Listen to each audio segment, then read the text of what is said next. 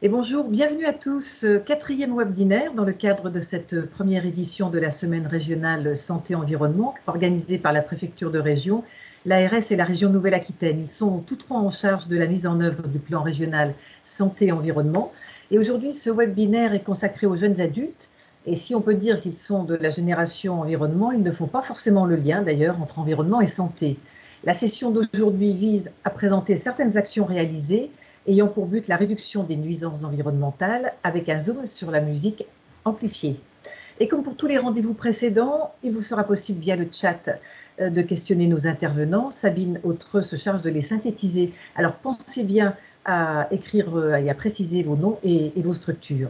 Et puis je vous rappelle que les présentations de nos intervenants et les replays de ces rendez-vous seront mises en ligne dès la semaine prochaine sur le site PRSE Nouvelle-Aquitaine. Pour les personnes qui ne prennent pas la parole, merci de couper micros et caméras. Et puis, pour débuter ces échanges, les enjeux et les actions terminées ou en cours vont vous être présentés par Valérie Danger, chargée de mission Pôle Prévention Promotion Santé à l'ARS Nouvelle-Aquitaine, et Sarah Simonet, chef de projet PRSE à la région Nouvelle-Aquitaine. Sarah, bonjour. Et vous allez notamment intervenir sur l'action que gère la région, action de sensibilisation des jeunes à la santé et environnement lors d'événements. Mais tout d'abord, les enjeux. Bonjour. Bonjour. Donc en effet, la région mène une politique volontariste de sensibilisation et de prévention à la santé et environnement à l'égard des jeunes 16-25 ans, en lycée général, en lycée professionnel, en lycée agricole, mais aussi en centre de formation et d'apprentis, en MFR, et aussi pour les jeunes en insertion dans les missions locales. Comme vous le voyez, il y a eu 62 projets qui ont été mis en œuvre pour les jeunes, tels que des escape games, des ateliers do-it-yourself, des projets montés avec et pour les jeunes en santé et environnement, pour un montant total de 427 000 euros. Donc, depuis le début de ce PRSE Nouvelle-Aquitaine. Pour information, cet appel à projet sera de nouveau aussi ouvert en 2022 pour mettre en œuvre des projets pour les associations en santé et environnement sur le territoire de Nouvelle-Aquitaine. Et là, vous retrouvez une cartographie avec l'ensemble des informations, l'ensemble de la localisation des jeunes sensibilisés à la santé, environnement et aux risques auditifs sur l'ensemble de Nouvelle-Aquitaine. Donc, on peut vous dire quelques résultats quand même très intéressants. Près de 10 000 jeunes sensibilisés à la santé, environnement, fin 2021. 155 actions, interventions, formations sur ces sujets depuis le début du PRSE. Près de 17 200 jeunes sensibilisés aux risques auditifs et 128 actions, interventions sur les risques auditifs depuis le début du PRSE.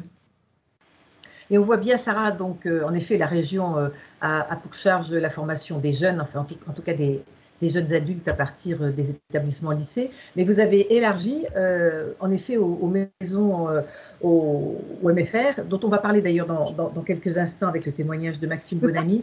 Ça, c'était important en effet d'avoir le plus large panel possible des jeunes touchés par vos actions. Tout à fait. Enfin, c'est un public très important pour notre collectivité et par l'intermédiaire de nos compétences dans les lycées, mais aussi pour toucher un maximum de jeunes en insertion, la mise en œuvre de ces actions en santé et environnement nous paraissait quelque chose d'important. Alors, on enchaîne avec vous. Merci, Sarah. Et puis, on va enchaîner avec vous, Valérie Danger. Je rappelle que vous êtes chargée de mission au pôle prévention promotion santé de l'ARS. Et vous aussi, vous avez donc des actions terminées, mais aussi des actions en cours et celles dont on va parler aujourd'hui. On ne vous entend pas. Apparemment, votre micro ne doit pas être branché.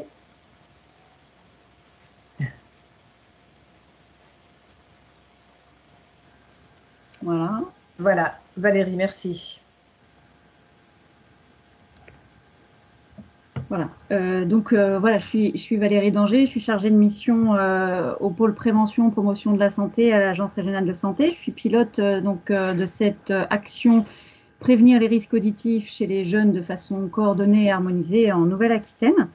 Et on va vous parler dans ce webinaire, et sur une partie de ce webinaire, de la mesure 2 de cette action, qui est le déploiement d'actions harmonisées selon les besoins du territoire. Pour cette action, 164 000 € ont été dépensés jusqu'à présent, et donc je vais vous montrer notamment les actions qui ont pu être mises en œuvre et qui seront présentées plus précisément par l'intervention de Jérémy Galliot de la Fédération Hiero. Donc d'abord, je voulais vous revenir sur quelques chiffres et le constat qu'on fait aujourd'hui, puisque les jeunes sont particulièrement exposés aux risques liés à l'écoute de la musique amplifiée. Et le baromètre Agisson de 2020, qui porte sur les 12-18 ans, montre qu'un adolescent sur 5 passe quand même plus de 5 heures par jour avec un casque, des écouteurs sur les oreilles. Près de la moitié de ces jeunes écoutent la musique à des niveaux sonores élevés.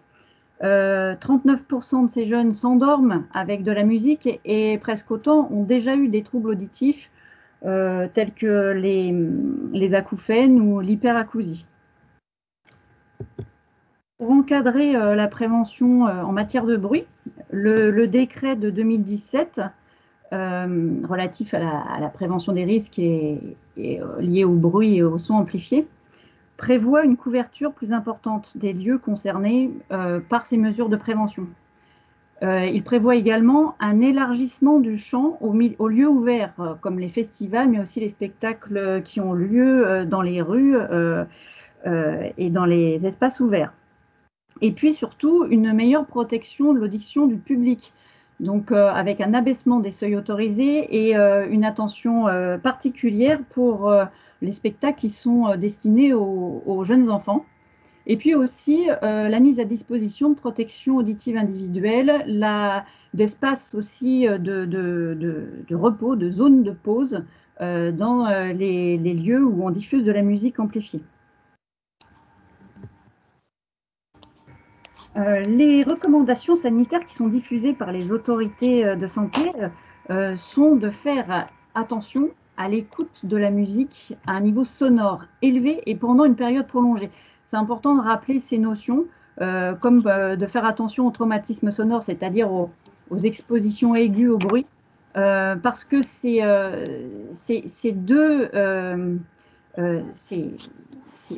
risques-là entraînent des lésions sur le système auditif qui peuvent également entraîner une perte auditive irréversible.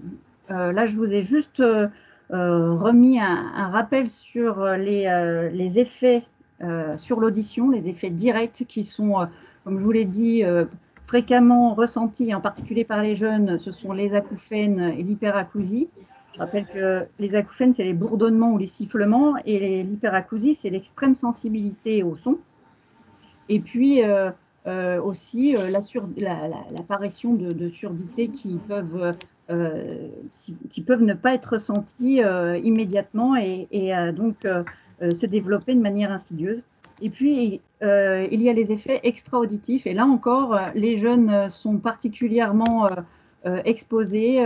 On retrouve souvent la perturbation du sommeil, des comportements ou des performances qu'on peut notamment observer chez les jeunes et chez les plus jeunes maintenant en classe. Les professionnels du spectacle vivant nous aident, nous, ARS, et ils participent activement à la diffusion des messages de prévention. Ici, je présente les différents messages qui sont systématiquement relayés par ces professionnels dans les lieux où on diffuse de la musique amplifiée. Donc, s'éloigner des enceintes, faire des pauses régulières dans une zone calme et porter des bouchons d'oreille. Vous allez voir Jérémy Galliot, quand il va présenter ses actions, ce sont ces messages qui sont systématiquement, on va dire, rabâchés aux personnes, au public. Et on voit que, et vous verrez qu'il y a des effets heureusement positifs, puisque la prévention et Agissons depuis plus de 20 ans met en œuvre des actions de prévention et montre dans l'évaluation qu'ils font de la campagne de sensibilisation dont j'ai mis ici la fiche. Il montre que 88% du public de concert, alors là, ces chiffres-là concernent tous les publics, hein, tous ceux qui se déplacent dans des concerts ou des salles de spectacle, pas seulement les jeunes, mais 88% du public de concert s'estime informé sur les risques auditifs. C'est quand même une augmentation de 46% en 10 ans. 60% du public porte des protections, ou du moins se protège par rapport à la musique amplifiée. Donc, et ça représente une augmentation de 43% en 10 ans. De la même manière, on observe que dans ces spectacles, 22% des personnes qui viennent dans ces spectacles viennent avec des enfants. Ce qu'on remarque, c'est que les adultes qui viennent avec ces enfants et qui sont déjà sensibilisés prennent davantage de précautions pour les enfants qu'ils accompagnent. Donc, Valérie Danger, on a vu sur des précédentes actions qu'il y avait un manque de communication. Lorsqu'on voit votre chiffre de 88%, on se dit que la communication est bien passée sur cette thématique-là. Oui, tout à fait, parce que ce sont des actions qui sont inscrites dans le temps et qui reviennent tous les ans, qui sont bien relayées, comme je vous disais, par les professionnels du spectacle vivant, par les autorités de santé, par tous les porteurs d'actions sur le territoire, mais également par les organisateurs d'événements qui sont davantage sensibilisés. Et ça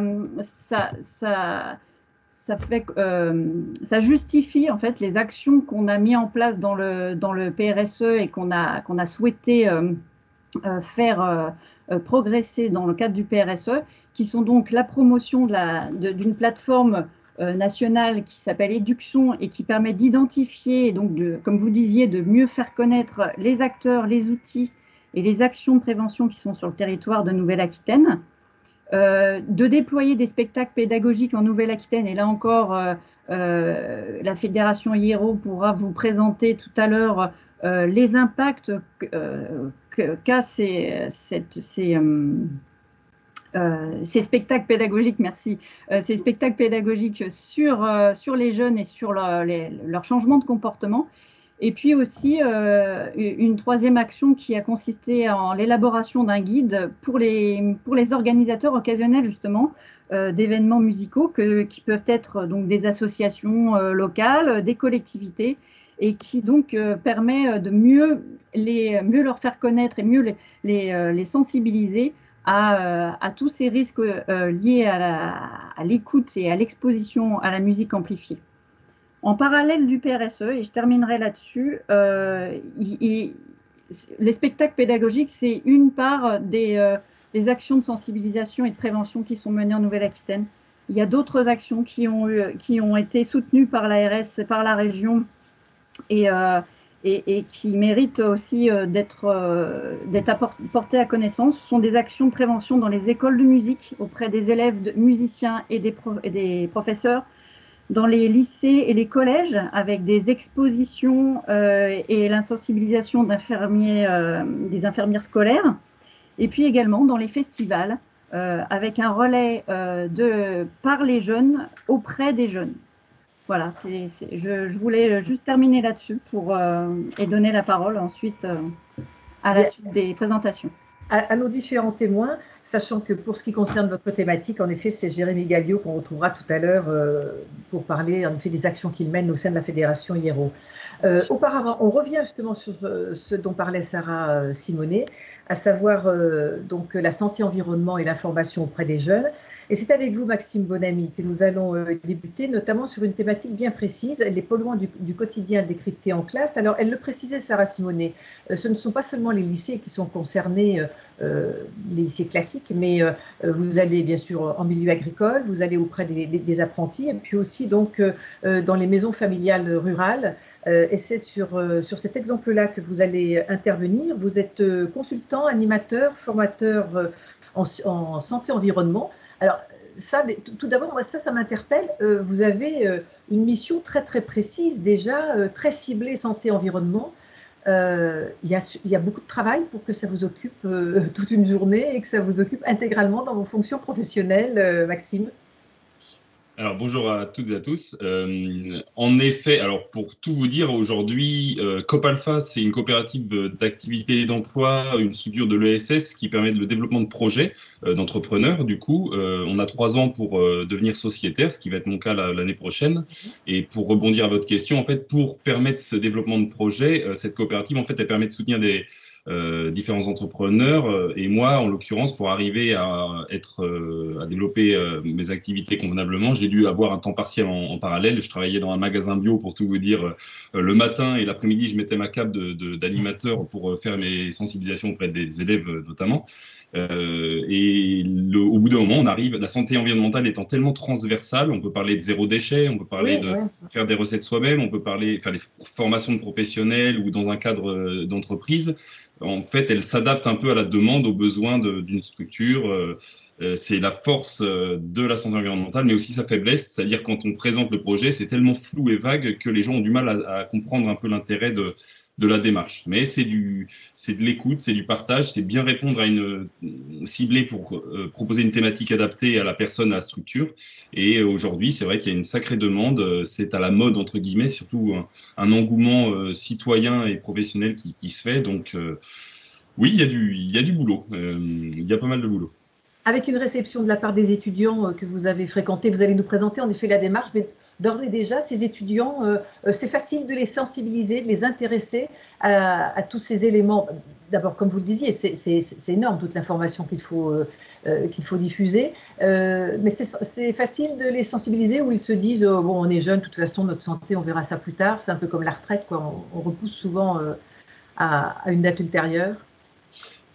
Alors c'est du coup en amont, je travaille avec l'équipe pédagogique et pas les directeurs forcément, mais les personnes qui côtoient, des instituteurs, des profs qui côtoient ces élèves. Et donc les MFR, on le verra plus précisément. Il y a un témoignage dans une vidéo en fin de mon intervention qui parle bien, qui explique que c'est des futurs métiers. Donc ça peut être des personnes qui vont travailler en esthétique, en coiffure. Ça va être des personnes qui vont travailler dans la viticulture. Ça va être des personnes qui vont travailler auprès de services à la personne.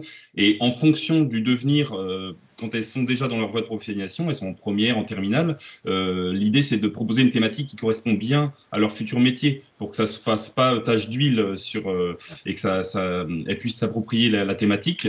Et du coup, grâce à ce travail-là en amont de bien cibler qu'est-ce qui est cohérent à leur proposer, je ne vais pas parler d'alimentation forcément ou de contenant alimentaire à des étudiants qui sont en 4e, 3e, qui découvrent tout juste la vie, enfin voilà, qui sont un peu perdus avec les messages de prévention qui sont aussi le bruit, on l'entendait, je sais pas, le sida, les drogues, l'alcool, etc. Donc ils sont noyés dans tout ça, ils savent pas trop quelle info prendre. Et du coup, l'idée en amont de travailler quelle thématique est la plus favorable à être entendue, ça permet de cibler, et puis avec un brin d'humour, et puis surtout, ce qui est important, comme vous le disiez, hein, les jeunes aujourd'hui, avec la crise sanitaire qu'ils ont traversée, le côté social, le côté un peu psycho, où ils sont pas forcément au top, je relativise et je dis attention, tout ce qu'on va voir aujourd'hui, c'est une petite graine dans votre tête, vous l'arrosez, si vous voulez, dans 5, 10, 20 ans, après il y a un déclic qui se fait, ça peut être la parentalité, ça peut être quand on veut faire une famille, ça peut être un premier job, ça peut être un premier appartement, et c'est seulement à ce moment-là où il y a le déclic et on se dit, je vais peut-être faire des choix différents. Ou voilà. Et je leur dis, avant tout, la jeunesse est faite pour être vécue et que c'est déjà pas évident ce qu'ils ont traversé ces 2 dernières années. Donc voilà, tout ce que je vais leur dire, c'est faut le prendre avec un peu, prendre le meilleur et puis s'en inspirer, mais surtout se faire du bien. Et des fois, on peut se faire du bien en faisant un petit déodorant soi-même ou une petite recette ou dire la lessive, hein, enfin voilà. On peut se faire du bien en faisant des choix responsables. Et c'est ça la notion importante pour les motiver. Alors, on va voir, Maxime Bonamy, comment vous travaillez en effet concrètement lorsque vous êtes en relation directe avec ces jeunes. L'objectif, en effet, c'était de sensibiliser, c'est ce qu'on va le voir, 300 étudiants, étudiantes donc en voie de professionnalisation. Alors, du coup, je vais prendre la main sur le diaporama. Tac, tac.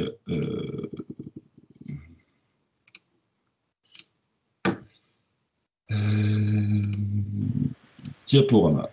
Tac. J'espère que vous voyez bien tout le monde. Alors, on voit surtout plusieurs pages. Voilà, parfait. Là, c'est parfait. Merci beaucoup. Okay, là, c'est bien. Merci. Je le remets. Alors donc voilà, sensibilisation dans le sens où c'était aussi l'idée de les faire, les motiver à passer à l'action, donc de ces jeunes futurs professionnels à la santé environnementale. Du coup, les objectifs du projet, j'ai fixé un nombre de 300 étudiants, c'était par rapport au nombre d'étudiants qui étaient présents par classe, vu que j'ai travaillé par classe, je voulais sensibiliser 20 classes, donc 20 fois 15 en moyenne, ça faisait 300 étudiants. Avec un gros focus sur les MFR, qui sont les maisons familiales et rurales. C'est voilà, encore une fois, je ne vais pas aller trop dans l'explication parce qu'il y a une vidéo qui reprend bien où il y a un directeur qui témoigne un peu plus tard, là, que vous allez voir en fin de ma présentation, qui explique un peu ce que sont les MFR. Et les lycées professionnels, notamment à la Morlette, les bacs pro esthétiques et coiffeuses, pour voilà, les sensibiliser à différentes thématiques en santé environnementale. Avec ce double enjeu, faire prendre conscience de l'impact de nos modes de vie, de consommation sur la santé et l'environnement, et aussi et surtout donner des pistes d'action à développer dans leur future pratique professionnelle pour réduire l'exposition à certains polluants inhérentes à l'activité professionnelle ou inhérentes aux environnements de travail, tout simplement. Pour ce qui est de l'action en tant que tel, il s'agissait dans un premier temps d'animer un diaporama, j'appelle ludo-scientifique, parce que voilà, il faut du ludique à la fois pour dédramatiser certaines données scientifiques, mais avec cette base scientifique solide tout de même, avec un PowerPoint d'une durée d'1h45. 1h45, pourquoi? Parce que ça correspond à un module en MFR. Souvent, les classes, ça dure 1h45. Les 4 thématiques abordées, donc au choix, hygiène corporelle et cosmétique, nettoyage et qualité de l'air intérieur, les bonnes pratiques alimentaires, et enfin, autour de bébé. Encore une fois, en amont, je travaillais avec l'équipe pédagogique pour savoir quelle thématique matchait le mieux avec le métier du cursus de la classe. Alors, comment se passait une session? D'abord, une présentation du projet, du contexte, avec le rappel des financeurs, avec dans quel cadre, le PRSE et COP-Alpha et moi-même. Ensuite, la vulgarisation scientifique, donc pour montrer un peu les liens entre environnement et santé. Souvent, j'utilise l'image d'une ruche avec les abeilles qui, avec un ADN identique, mais au final, il y a différentes larves qui se développent. Enfin bon, ça, je ne vais pas vous faire... on ne va pas rentrer trop là-dedans, mais voilà, avec beaucoup d'images, un poil d'humour quand même pour essayer d'illustrer les propos. Ensuite, le gros focus autour des polluants, leurs sources, d'où ils viennent, et enfin les voies d'exposition, c'est-à-dire les 3 voies principales, soit on l'avale, soit on l'inhale, soit on est en contact dessus. Donc là, avec un petit quiz pour les réveiller, surtout à 14h30, quand, bon, moi le premier, quand j'étais à leur place, j'avais tendance à m'assoupir, donc il faut les réveiller un peu. Avant-dernier module, c'était le quiz participatif, où là, c'est à main levée. Je présentais 3 images où ils devaient, à main levée, donc, choisir une image. Si c'était l'image du milieu qui paraissait la plus saine, il avait le brin comme ça. Si c'était à gauche, main gauche et droite. Ça me permettait de juger un peu les idées reçues, ce qu'ils pensaient être le mieux pour leur santé ou pour l'environnement. Donc, ça permettait d'amener un petit débat.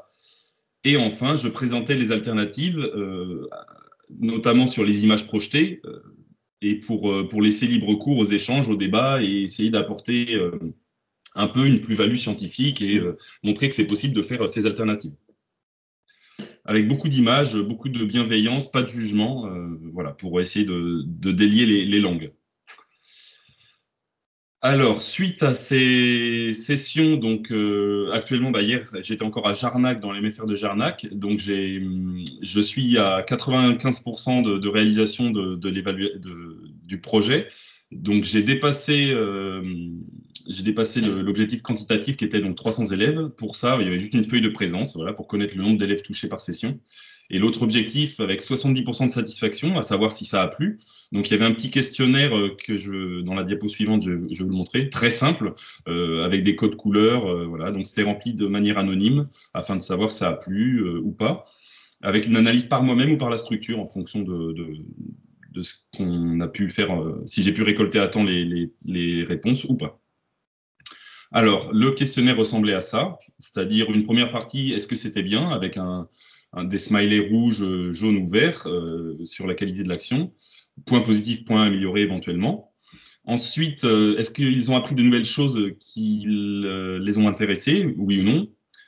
Ensuite, est-ce que ça les a inspirés pour leur futur professionnel, pour les mettre en pratique, avec cette spécificité des MFR où en fait ils sont alternants, c'est-à-dire ils passent autant de temps à l'école qu'en stage. Donc eux, ils peuvent mettre en pratique éventuellement directement.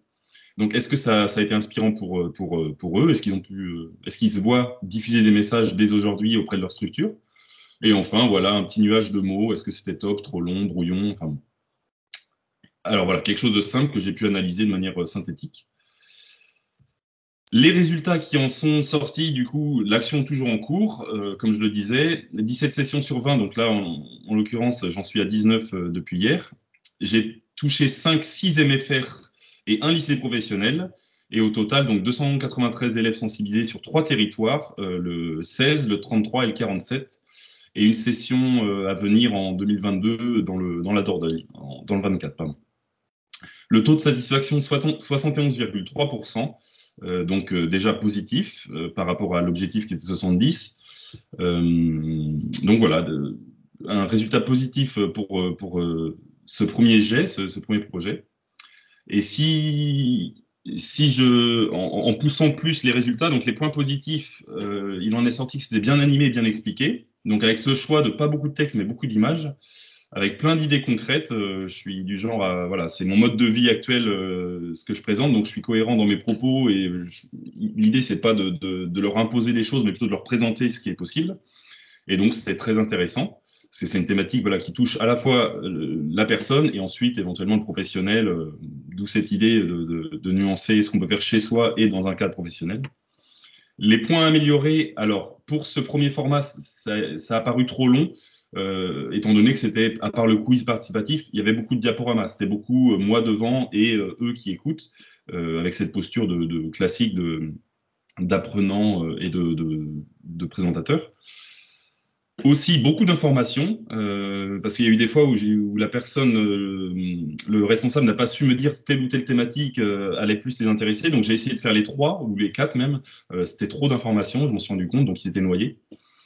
Et ensuite, bah voilà, pas assez de participation des élèves avec ce diaporama qui est figé, aussi bien soit-il, voilà, ça reste quelque chose où on regarde et on est assis. Du coup, suite à ce décryptage plus précis, j'ai apporté quelques modifications sur le format de l'action.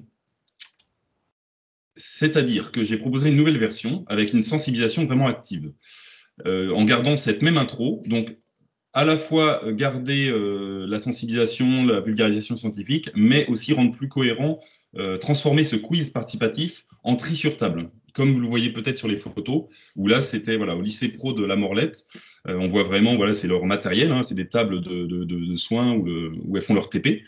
Et bah, j'avais fait 3 tables, une table cosmétique, une table hygiène et une table alimentaire, enfin les ustensiles et les contenants alimentaires.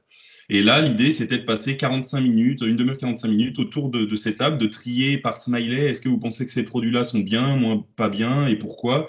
Et s'il y avait des débats dans le groupe, bah, c'est de mettre au milieu, bah, on ne sait pas. Et du coup, moi, j'amenais derrière les éléments scientifiques pour aller plus loin et pour leur expliquer pourquoi ces labels, ce pictogramme, voilà, aller plus loin, répondre à leurs questions.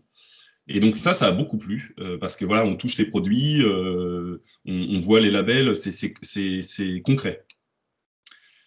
Et donc cette nouvelle version, je la propose, donc c'est un temps plus long, parce qu'il y a un temps de débat à la fin, un temps de synthèse des échanges entre jeunes et avec moi, avec un rapporteur élu éventuellement. Et là, j'ai illustré, il y avait des questions. C'est quoi la recette? Donc là, je présentais, moi, par exemple, ma recette de déodorant que je proposais, en disant qu'il y a d'autres supports. Il y a l'ADEME qui fait des recettes. Aussi, on peut en trouver sur la WCF ou d'autres structures il y a déjà de l'existant, donc autant s'en servir. Est-ce que ça coûte cher? Parce que c'est vrai que c'est des jeunes qui sont encore, pour la plupart, soit en internat, soit chez leurs parents. Il y en a quelques-uns qui envisagent des appartements, mais voilà, il y a ce côté pouvoir d'achat. Moi, j'aime bien amener aussi une donnée économique. Et donc, ce format-là est à la fois plus long, mais plus adapté parce que elle voyait vraiment, ah ça c'est le déodorant que j'ai, alors du coup la petite goutte de sueur, est-ce que celui-là il est bien, il est pas bien? J'étais là, je leur expliquais, c'est pas pour vous juger, c'est pour expliquer que ce déodorant-là, il y a le même mais en un peu mieux, habillé ou quoi, donc c'était concret et ça a beaucoup plu. Ça rajoute du temps, bizarrement. Donc, quand il disait dans le premier format que c'était trop long, au final, là, c'est plus long, mais c'est plus adapté parce que les personnes sont debout, elles échangent. Il y a un peu de rire, un peu ils se chambrent, oui, ce déo, tu l'as, enfin voilà. Et du coup, ça plaît beaucoup, ça a beaucoup plu. Et là, je suis en train de le tester. Et voilà. Et ça exprime bien le fait que ce n'est pas la durée qui est en cause, mais finalement le schéma dans lequel on élabore en effet ce type de formation auprès de chaque public si on veut les concerner et les intéresser au message qui est transmis. Oui. Dans ma valise, j'ai 100 messages à diffuser. Si je vois qu'il n'y en a que 5 ou 10 qui prennent, je préfère en envoyer 10, mais que ça leur parle et que ça soit cohérent et que ça réponde à leurs questions, plutôt qu'en envoyer 100 et qu'ils soient noyés d'informations, quoi. Et ça a été plutôt apprécié par les jeunes et du coup, ils repartaient vraiment boostés. Et je leur disais, voilà, il y a un intérêt, notamment là, les bacs pro esthétiques qui disaient, ah bah oui, moi clairement, je vois bien faire un salon de coiffure avec mes propres colorations aînées, etc. Et là, il y a une plus-value, on surfe sur la vague de l'éthique, du bio, du faire soi-même, etc. Et je pense que voilà, pour se démarquer dans leur futur métier, il y a vraiment un intérêt à prendre en compte ces considérations environnementales et sanitaires. Et, oui, et se démarquer économiquement aussi, vous avez raison, oui, en étant différent des autres, tout à fait. Vous aviez une vidéo à nous proposer, me semble-t-il. Alors, en effet, là, je pense que c'est Sarah qui va reprendre la main. Alors.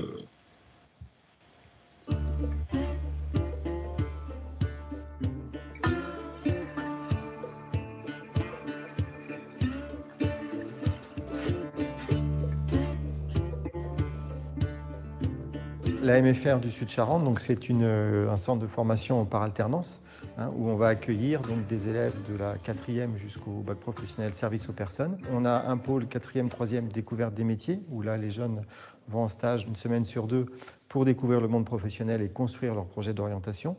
Et puis, on a également donc, le bac pro service aux personnes au territoire qui, lui, prépare les jeunes à des carrières dans la petite enfance, auprès des personnes âgées ou auprès des personnes handicapées. Alors, bonjour à toutes et à tous. Je travaille dans une coopérative qui s'appelle Coop Alpha, qui est basée à Lormont.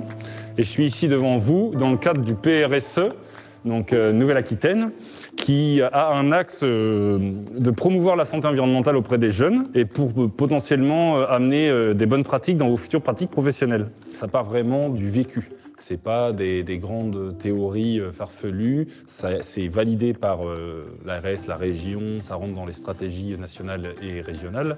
Donc c'est des messages validés, mais traduits un peu en actions concrètes du quotidien. Il y a 4 principales thématiques: alimentation, contenants alimentaires, mode de cuisson, tout ce qui est autour de l'hygiène corporelle et des cosmétiques. La 3e thématique, c'est le nettoyage et la qualité de l'air intérieur. Et enfin, tout ce qui est autour de la puériculture, autour de bébés, les textiles, l'enfant. Pourquoi les enfants sont-ils plus vulnérables? Ils portent tout à la bouche, ils sont plus près du sol et ils sont plus perméables. C'est une population, il faut être vigilant. Ce qui nous a intéressé dans l'intervention de M. Bonamy, c'est notamment qu'elle faisait appel à la fois au développement durable, mais aussi à l'éducation à la santé, ce qui sont 2 missions qui sont transversales chez nous. Ça leur permet aussi d'avoir un contenu professionnel qu'ils peuvent réutiliser aussi en stage. L'effet boule de neige est intéressant parce qu'on va aller, là ils ont des classes de TP où ils mettent en place des choses autour des bébés, le linge, le nettoyage d'une pièce, et c'est concret, ils vont pouvoir l'appliquer dès la semaine prochaine si ça leur chante, et dans leur structure en stage, où ils vont pouvoir amener aussi un autre regard, ou du moins une donnée qui peut être exploitée, développée dans la structure. Il faut que je nettoie la vitre. Et là, en fait, on en prend plein les naseaux. Là, c'est gratos dans les yeux et dans les naseaux. Alors, ce qu'il faudrait faire, c'est... En plus, on gâche moins de produits, entre guillemets. La santé et l'environnement, on n'en a jamais entendu parler. L'intervention, ça m'a fait apprendre des choses. J'ai retenu qu'il fallait manger moins, mais mieux. Dans mon quotidien, je sais qu'au niveau des savons, ma mamie, elle est un peu comme ça aussi. Elle fabrique elle-même ou autre. Après, en rentrant à la maison, c'est sûr qu'on va dire un petit peu à papa et maman, au niveau des poils, il faudrait changer, au niveau de ci, il faudrait changer. Faire nous-mêmes au lieu d'acheter des produits chimiques. Moi, je suis quelqu'un qui utilise beaucoup de plastique. je vais faire des efforts pour arrêter. C'est intéressant de montrer qu'il y a des alternatives concrètes et de discuter un peu de ces idées reçues. Chacun peut être acteur de sa propre santé, chacun se sent capable de pouvoir mettre en place telle ou telle chose. Il n'y a pas de jugement, que d'un panel de solutions.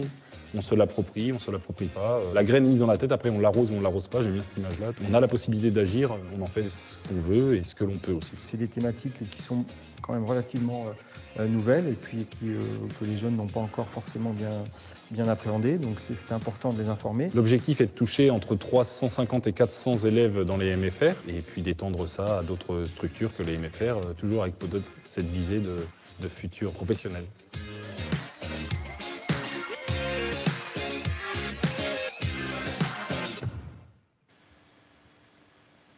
Bon, apparemment, Maxime Bonamy, beaucoup les intéresse puisqu'ils sont pleins de bonnes décisions à prendre lorsqu'ils ont quitté les cours. Donc, pour ça, apparemment, ça fonctionne. Juste avant qu'on vous pose les questions qui sont dans le chat ou les remarques ou les réflexions, est-ce que vous pensez qu'un jour, et peut-être très rapidement, la santé-environnement pourrait être une matière à part entière au sein de l'éducation nationale ? Je pense qu'il y a un réel intérêt de promouvoir certains messages, de diffuser certains messages. Après, voilà, moi c'est sûr qu'il y a une sacrée demande et après il y a pas mal déjà de prévention faite dans les classes, quel que soit le niveau. Donc il ne faudrait pas que ça vienne en plus surcharger un programme qui peut être chargé par exemple, mais plutôt que ça s'intègre en complémentarité d'autres choses, quoi.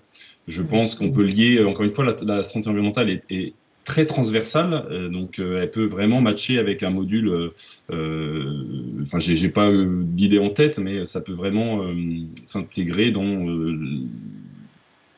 Là, ça marche bien parce que c'est des futurs professionnels, donc elles pratiquent déjà du nettoyage, elles pratiquent déjà l'échange de bébés, etc. à ce niveau-là. Donc, c'est peut-être un peu trop tôt, genre collège, etc. Ils parlent déjà de développement durable, ils ont déjà la gestion de l'eau, ils ont déjà des c'est ce que vous disiez, ça fait beaucoup. En fait, il ne faut pas que ça fasse redondance. Et après, encore une fois, quand on est jeune comme ça, on est un peu tributaire, on reproduit. Moi, le premier, je reproduisais exactement. Mon père mangeait un type de biscotte, vous pouvez être sûr qu'à 18 ans, c'est les biscottes que j'achetais. Donc, d'un côté, il y a quand même cette inertie parentale qui fait que c'est dur de vouloir casser ça de suite à cet âge-là. Mais ça peut être aussi des leviers pour passer des petits messages à l'utilisation de certains produits chimiques à outrance et en expliquant. Mais bon, je vois, voilà, les parents aujourd'hui aussi, c'est un métier qui est assez compliqué aussi. Hein, je le vis, voilà, j'ai 2 petites filles aussi. Pour moi, ça a clairement sa place. Mais voilà, faut pas que ça fasse une charge en plus, mais que ça s'intègre bien. Maxime Bonamy, je vais laisser Sabine Autreux synthétiser quelques questions pour vous. Et je préviens d'ores et déjà, parce que je sais, Jérémy Galliot, que vous avez un agenda qui vous contraint à nous quitter vers 14h30, 14h40. On pourra peut-être aller jusque-là. Donc, c'est vous qui interviendrez sur les risques auditifs tout de suite après Monsieur Bonamy. Et Monsieur Pionnier, qui est un peu plus disponible, interviendra en 3e position. Allez-y, Sabine. Oui, bonjour à tous. Donc effectivement dans le chat, alors une réaction voilà, qui nous dit que une participante apprécie l'approche de Maxime Bonamy et je pense que c'est effectivement une approche d'information mais non culpabilisante. Enfin, j'interprète peut-être, hein, mais c'est vrai que vous avez une approche positive et non culpabilisante. Et puis une question donc de Monsieur Gravière Andaille qui demande s'il y a des possibilités d'intervention dans les Pyrénées-Atlantiques et avec quelles conditions. Alors oui, tout à fait. C'est vrai que la particularité de la Nouvelle-Aquitaine, c'est que c'est un énorme territoire. Donc, le couvrir, il y a un réel intérêt. C'est vrai que il faut s'organiser, mais c'est tout à fait envisageable. Je vais à Cambo-les-Bains faire une formation dans 10 jours. Donc, oui, le 64, au contraire, hein, c'est un territoire où on peut aller avec Copalfa. J'ai d'autres collègues aussi. Mais avec grand plaisir. Il faut juste rendre cohérent la prestation dans le sens où si c'est faire une intervention de 1 heure et faire 6 heures de route, c'est là où faut trouver là, par exemple, à Jarnac, je fais sur un après-midi, je fais 2 classes. Donc, c'est vrai que ça fait des belles journées, mais je préfère me déplacer pour sensibiliser au moins 30, 40, 50 personnes et non pas venir pour une heure, enfin, ne pas faire autant de route juste pour une heure et toucher 15 personnes. Mais ça se fait tout à fait en réfléchissant un peu, en calant les agendas avec grand plaisir, hein, au contraire. Hein. Donc, n'hésitez pas à échanger vos coordonnées.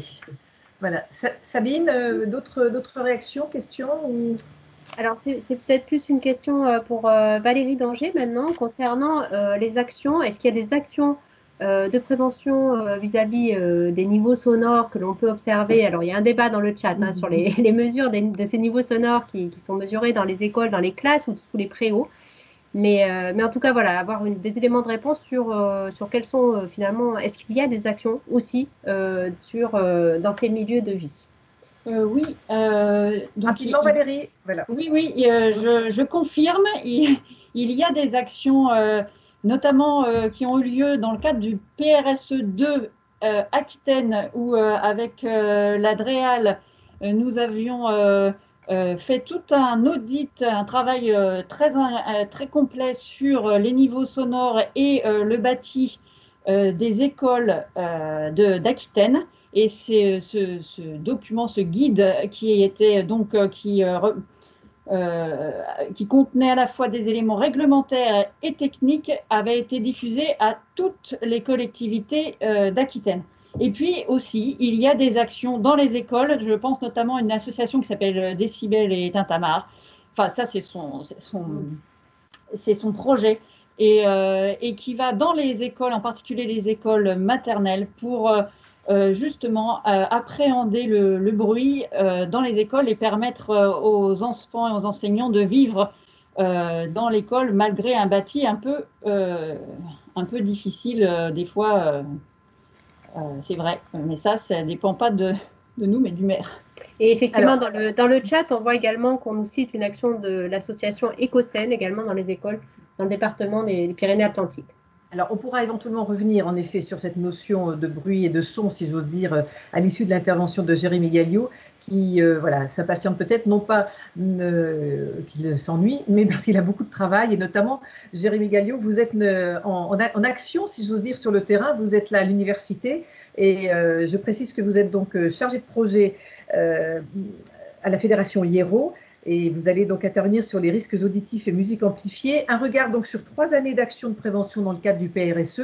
Et on va voir en effet elle le précisait tout à l'heure Valérie Danger, les professionnels sont très impliqués. On a vu que la communication passait bien, l'information, 88% de la population était au courant de cette nécessité de se protéger. Vous avez fait un vrai travail, ce qui montre que les partenariats et inclure les professionnels dans ce type d'action est essentiel. Jérémy Galliot. Oui. Alors bonjour à toutes, bonjour à tous. Effectivement, nous travaillons à la Fédération IERO Limoges en lien avec énormément de structures en France et bien évidemment en Nouvelle-Aquitaine au sein d'un réseau d'opérateurs, organisateurs de concerts ce réseau porté par l'association Agisson. Au niveau national, il faut comprendre que depuis 1998, on a des actions sur cette thématique. Et si elles sont un petit peu moins visibles au départ du grand public, c'est que vous vous doutez bien qu'en premier lieu, on s'est intéressé à nous-mêmes et à nos pratiques et à comment soumettre un peu moins nos publics à l'intensité sonore. Donc il s'agit dans un premier lieu de former tous les techniciens son. Donc il y a aujourd'hui un certificat de compétences professionnelles à la gestion sonore qui est inclus dans les formations initiales de techniciens ou également de musiciens, puisque le but, évidemment, c'est qu'on puisse baisser le son dans les salles de spectacle. On a aussi eu une action auprès des collectivités qui construisent ces salles de spectacle pour que soit pris en compte cette dimension-là et qu'on puisse avoir les sensations physiques des musiques amplifiées qui sont recherchées par le public qu'on accueille, sans pour autant, effectivement, être sur des niveaux sonores qui seraient trop dangereux pour la santé. Une fois que ce travail-là a été fait, on s'est attaqué au public de nos concerts avec de grandes campagnes, effectivement. Je n'irai pas plus loin, puis ces campagnes, vous pouvez les retrouver dans tous les lieux musicaux. Pour nous, ça représente, par exemple, en ce moment, sur le mois de novembre, qui est le mois de la gestion sonore partout en France, ça représente énormément d'affiches, de dépliants. Et c'est ce qui explique, effectivement, aujourd'hui, je sois à l'Université de Limoges, puisque nous faisons le tour de 5 campus cette semaine. Aujourd'hui, nous sommes sur la fac de lettres et de sciences humaines, où de 11h à 14h30, tout le temps où finalement on va avoir du passage, des changements de cours, c'est entre midi et 2, dans les halls, on met plusieurs de nos animations à disposition des étudiants. On vous les expliquera un petit peu mieux tout à l'heure, ces différentes animations, mais l'idée est d'avoir des focus comme ça, et des focus en France, en Nouvelle-Aquitaine aussi évidemment, on en a plusieurs. Le mois de la gestion sonore, c'est le mois de novembre, donc beaucoup d'actions pour nous. Également au printemps, une grande campagne d'affichage, on reviendra rapidement dessus, mais évidemment si on le fait, je ne vais pas aller très loin sur le constat. J'ai quand même la sensation que Valérie Danger nous a donné beaucoup de chiffres qui sont très parlants sur l'éventuelle prise de risque qui peut être prise, notamment par l'écoute de musique amplifiée. Rappelons juste un chiffre qui nous est donné par le ministère de la Santé et qui a été également rappelé au niveau européen. On a entre 10 et 15% selon les études qui nous montrent que les 15-25 ans ont une perte d'audition pathologique. Qu'est-ce que j'appelle perte d'audition pathologique? Quand j'arrive à la visite médicale pour mon premier travail, pour mon entrée en apprentissage, donc la première visite médicale du travail, c'est de là que viennent ces indicateurs, on nous montre qu'effectivement, prenons les meilleures études, au moins 10%, 1 sur 10, ont les oreilles de quelqu'un de 40 ans. À 40 ans, on entend toujours ce qui nous entoure. On n'est pas du tout dans quelque chose qui serait de l'ordre du handicap. On ne se rend pas compte. On entend la voix humaine, on arrive à parler. Malgré tout, on a déjà perdu trop de fréquences par rapport à son âge. Et ça, c'est plus qu'avant. Pourtant, on a baissé le son dans les salles de concert. Heureusement, les lois se durcissent de plus en plus. C'est pour le bien du public, même si on verra que l'application de certaines lois, comme l'a dit Valérie Danger, est compliquée. Quand on nous dit qu'il va falloir qu'en extérieur, le son ne sorte pas de l'enceinte du festival, ça veut dire que si je fais un petit concert sur une place publique, quand je traverse la rue, je n'ai pas d'émergence sonore, ce qui est totalement impossible. Donc, même si ces règles posent des problèmes, tout le secteur des musiques est prêt à les accueillir, ces règles, ont milité encore, de toute façon, pour que ce son puisse encore un petit peu baisser dans les salles de spectacle. Donc ça, c'est une chose. Toujours est-il qu'effectivement, vu que le son baisse dans les boîtes de nuit, dans les salles de concert, depuis plus de 40 ans, on s'est dit, c'est pas à cause de la musique que les jeunes sont plus sourds qu'avant. On nous a répondu que si, évidemment, ce qui est incriminé, c'est l'écoute au casque. Et c'est vrai qu'on a 84% des Français qui écoutent de la musique chaque jour, 91 qui écoutent de la musique sur leur smartphone, et on en a un chiffre plutôt inquiétant, 39% qui s'endorment avec de la musique. Et évidemment, sur ces 39%, c'est 70% avec des écouteurs. Ça veut dire que toute la nuit, si la musique reste, on perd le moment de repos qu'on a besoin pour que notre oreille se repose, etc. Ces chiffres nous encouragent à continuer notre action. C'est pour ça qu'on fait de nombreuses choses avec d'autres opérateurs. On a 3 spectacles pédagogiques qui tournent dans l'ensemble de la Nouvelle-Aquitaine. Ces spectacles vont nous parler de l'histoire des musiques, parce que si on ne comprend pas les musiques qu'ils écoutent, on ne peut pas comprendre comment ils les écoutent. Et arriver avec notre culture de rocker face à des gens, par exemple, qui écouteraient uniquement des musiques rap, ne pas vouloir s'intéresser à eux, c'est de facto mettre une barrière et se dire ils ne s'intéresseront pas à ce qu'on dit. Donc d'avoir des artistes sur scène qui font de la musique, qui s'intéressent à cette histoire des musiques, comment on en arrive à aujourd'hui, les groupes qui peuvent entendre à la radio, nous aide évidemment à avoir la légitimité pour porter un discours de prévention derrière avec eux. 3 spectacles, je le disais, Sonorama, Yes Weekend et du son pour l'audition, financés par l'ARS dans le cadre du PRSE, permettent de toucher un certain nombre d'élèves. Ces spectacles-là ont une cible entre 12 et 19 ans. On est donc sur des secondaires. La majorité du temps, on touche les jeunes sur les moments scolaires, collège, lycée. Mais on a aussi des interventions hors temps scolaire. Aujourd'hui, nous, on est à l'université, on va présenter le spectacle du son pour l'audition. Là, ce n'est pas une classe qui est obligée de venir, c'est des étudiants qui choisiront ou non de venir apprendre sur ces thématiques de l'histoire des musiques, du son, du fonctionnement de l'oreille et des bons réflexes pour profiter de la musique, parfois à fond. Désolé de le dire, mais ce risque, s'ils le prennent, c'est qu'ils procurent des sensations qui n'existent pas à bas volume. Mais par contre, effectivement, on va délivrer ces messages, en plus des messages qui ont été rappelés par Valérie Danger, faire des pauses, mettre des bouchons, s'éloigner. Nous, la notion fondamentale qu'on essaie de faire comprendre, c'est la dose de son. La dose de son, c'est le volume multiplié par la durée d'écoute. Oui, on peut avoir besoin, envie, d'écouter de la musique un peu forte, parce qu'à bas volume, on n'entend pas bien les fréquences basses, et que les artistes qu'on aime, il y a beaucoup de basses, parce que ça procure des sensations physiques, et qu'on a envie de ressentir ces sensations physiques. Mais si on veut écouter fort, il va falloir écouter moins longtemps. Et si on veut écouter longtemps, ce qui est aujourd'hui la réalité au casque, nous, on relève des niveaux, avec un appareil qui nous permet de mesurer le niveau sonore dans les baladeurs, dans les téléphones portables des étudiants, par exemple, depuis le début de la semaine. Moi, je ne vois pas de niveau d'écoute très, très important qui serait hyper problématique. Par contre, je vois des durées d'écoute. Parce que dès qu'on regarde un film, c'est au casque parce qu'il y a quelqu'un d'autre qui fait autre chose dans le salon. Idem pour quand je téléphone, je suis dans la rue, je laisse au casque, etc. Donc, on est sur une exposition au son enregistré au-delà de la musique, qui est en durée d'écoute énorme. hein. L'oreille est sursollicitée de cette manière. 3 spectacles qui touchent donc les 12 départements sur ces 3 dernières années. Chacun des 12 départements a eu au moins une diffusion du spectacle, hein, si ce n'est bien sûr bien plus selon évidemment les bassins de population. Ça, c'est les spectacles effectivement qui ne touchent que les secondaires. On a d'autres actions, on a d'autres cibles, on a d'autres actions donc, qui sont mobilisables par tout à chacun, n'importe où dans les 12 départements, notamment phonographe.mp3. Une exposition où on traite des sujets que je vous ai exposés, mais on les traite au travers l'histoire des lecteurs de musique enregistrée. Le fait de passer au disque vinyle, où on n'avait finalement pas de baladeur avec des écouteurs, hein, au MP3 qui transite aujourd'hui par Internet quand on écoute de la musique en streaming, ça a changé beaucoup de choses. L'idée, c'est de prendre un petit peu cette histoire, de la décomposer, de reprendre l'histoire de nos musiques, parce que la musique reste un très bon produit d'appel pour parler, hein, du son qui nous entoure et de ses dangers. Et ça nous permet effectivement d'aller aborder comment fonctionne l'oreille, comment fonctionne le son et comment profiter de la musique sans s'abîmer les oreilles. Ces expositions, il y en a 5 exemplaires, une à Limoges, une à Bordeaux, une à Mont-de-Marsan, une à Angoulême, une à Périgueux. Elles tournent sur l'ensemble de la Nouvelle-Aquitaine. Cette action créée en Nouvelle-Aquitaine a tellement fait parler d'elle sur l'exposition qu'on a intérêt aussi d'autres régions. Il y a 5 autres exemplaires qui tournent en France. Donc on est sur des choses qui fonctionnent, des choses qui ne demandent pas tant d'investissement que ça, que d'accueillir une exposition. Donc là, on arrive vraiment à la placer hors temps scolaire à peu près partout, dans des centres sociaux, etc. Et vous allez me dire, une exposition sans médiation, sans humain, c'est un petit peu moins bien, c'est vrai.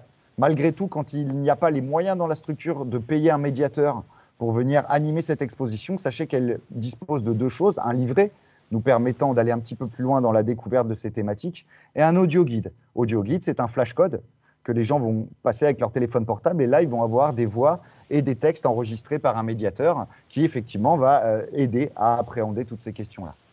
C'est difficile de faire de la vulgarisation quand on touche à des notions scientifiques, des notions de santé.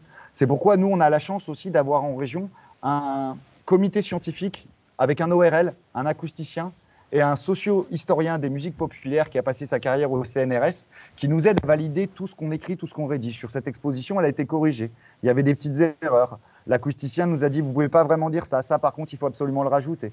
Ça nous permet, tout en étant dans la vulgarisation compréhensible, intéressante, d'avoir quand même une rigueur scientifique qui est assez importante. Et ça, c'est valable pour l'ensemble de nos outils.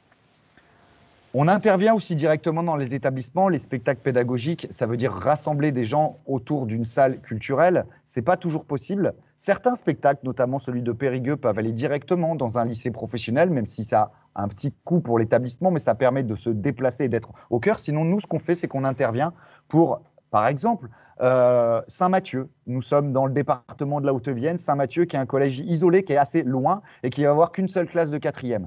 Pour eux, ça va être compliqué de mobiliser un bus pour faire 1 heure de route ou 2 heures de route pour venir voir le spectacle pédagogique en se regroupant avec d'autres établissements. Nous irons intervenir directement dans ces établissements. Ça, c'est valable pour, comme vous le voyez, au moins 6 des 12 départements. Et là, on est également sur des interventions qui concernent les 12-18. Quand on veut s'adresser aux classes primaires, on a bien sûr des dispositifs, vous le voyez. Dans 5 des départements, il y a des dispositifs efficients, assez différents les uns des autres. Soit c'est des interventions directement dans les classes, soit on a des spectacles dédiés aux classes primaires, portés notamment par Virus, notamment le spectacle Louis Chef, qui lui va directement intervenir dans des écoles primaires. Nous le faisons sous forme de malle avec un marché à la ville de Limoges. Donc on intervient dans ces classes, qui nous permet aussi de compléter leur action à eux de mesures sonores dans les cantines. On a une grande inquiétude parfois, effectivement, et on le voyait dans le chat tout à l'heure, autour des niveaux sonores qu'on relève dans les préaux, dans les cantines, comment les faire baisser, sans pour autant complexifier le travail des agents qui ont besoin. Par exemple, dans les cantines, on a supprimé les cloisonnettes. Vous vous souvenez peut-être de ces petites cloisons qui séparaient les tables les unes des autres. Le problème, c'est que les agents d'entretien, alors, se plaignent aussi du bruit parce qu'ils en souffrent évidemment au quotidien, mais ont décidé de les faire enlever parce que c'est plus pratique de passer avec les chariots. Donc en fait, on se rend compte qu'il y a plein de moments où on se confronte à la réalité de chacun des corps de métier qui interviennent pour réduire ce bruit dans les classes scolaires. Mais en tout cas, on a ces modes d'intervention. La campagne dans les lieux musicaux, la campagne 1, elle est dans les 12 départements. Autre campagne d'affichage, elle, dans les transports en commun. Là, c'est assez très significatif parce qu'on sait que c'est un moment où on écoute au casque, évidemment, où les jeunes écoutent au casque. Donc, on a des accords pour quand c'est possible, parce que ça demande quand même beaucoup de logistique. Mais les meilleures années où ça aurait été possible, effectivement, c'est dans tous les quarts de la Nouvelle-Aquitaine qui dépendent de la régie régionale. Donc les transports scolaires, mais aussi toutes les lignes régionales régulières. On retrouve aussi 2 modes d'action que je ne décrirai pas pour ne pas monopoliser non plus la parole, mais le son de parc et logarithme, qui sont 2 dispositifs qui vont aller sous forme ludique, illustrer tout ce qu'on vient de se dire. Tous ces projets et bien d'autres sont présents sur une plateforme qu'on appelle Eduxson, qui s'écrit en fait Educason, eduxson.org, qui recense toutes les actions, enfin énormément en tout cas, c'est le catalogue le plus important d'actions et d'opérateurs et de projets qui peuvent venir se déployer sur vos territoires en Nouvelle-Aquitaine. Quel que soit le département, on a des choses à proposer. Il se passe énormément de choses. Alors avec quel bilan? Parce qu'à un moment donné, il est intéressant aussi de savoir où on en est. On a regardé les 3 années qui concernaient initialement nos conventions pluriannuelles. En tout cas, on a 2018, 2019 et 2020. On a presque 19 000 jeunes touchés en vis-à-vis. Je dis bien en vis-à-vis. Ce n'est pas l'exposition où ils ont vu passer les badges d'exposition. C'est en vis-à-vis avec un professionnel ou un artiste qui dispense ces interventions, et notamment les spectacles pédagogiques, où on parle de 133 séances sur l'ensemble de ces 3 années. On a une moyenne d'âge des participants de 15 ans. Ils nous déclarent écouter chaque jour 2 heures en moyenne de musique, sachant qu'on ne pose la question que pour la musique. Si on devait rajouter les jeux vidéo, la télé, etc., on serait forcément à plus. 13% nous disent qu'ils écoutent plus de 5 heures par jour. Donc, on va dire les comportements extrêmes, je le rappelle, on les a sur la durée plus que sur le volume. Et on en a plus de la moitié qui ont déjà ressenti un symptôme de surdité. Les oreilles qui sifflent, par exemple, ce qu'on appelle les acouphènes. Après avoir vu le spectacle, là je me focalise sur le spectacle parce que vous avez vu qu'il est à peu près similaire sur les 12 départements. Donc, on a une donnée un peu fiable. On en a 70% qui nous déclarent être prêts à changer leur comportement. Évidemment, ça n'est qu'une déclaration. Mais malgré tout, c'est une intention. On a 90% qui ont pris conscience de l'irréversibilité des pertes d'audition. C'est-à-dire que quand on leur demande après le spectacle, si effectivement l'oreille va se réparer ou quoi, non, on a cette prise de conscience que c'est irréversible et que l'exposition auquel eux-mêmes ils s'exposent d'ailleurs aujourd'hui sera la même demain. Les fondamentaux, ils existent 18 mois après avoir vu le spectacle, et ça, on le sait parce qu'on a fait des entretiens individuels non directifs pour discuter avec ces jeunes, c'est-à-dire en leur disant « Vous avez vu le spectacle? Oui. Eh bien, de quoi ça parlait ?» Quand ils nous donnent un sujet, on les relance sur ce sujet, mais à aucun moment on apporte les notions, et c'est eux-mêmes qui nous les ont amenés. C'est quand même une preuve, je pense, que ça fonctionne. Ces spectacles, l'idéal, c'est quand même de les voir en vidéo. Je minore un tout petit peu les chiffres que j'ai donnés. Ils auraient dû être plus importants. Mais comme vous le savez, 2020 a été une année bien empêchée pour les salles de spectacle. Il a été compliqué de faire des spectacles pédagogiques et de regrouper des établissements. Donc, on aurait eu un bien meilleur bilan en chiffré, entre guillemets, si on avait pu avoir une année complète. Mais avant de vous laisser la parole, peut-être pour nous poser des questions sur nos dispositifs, je vous invite à regarder une petite vidéo qui va être lancée, non pas depuis mon ordinateur, mais depuis un autre, qui va nous permettre de se donner l'ambiance un petit peu de ces différents spectacles pédagogiques présents sur la Nouvelle-Aquitaine.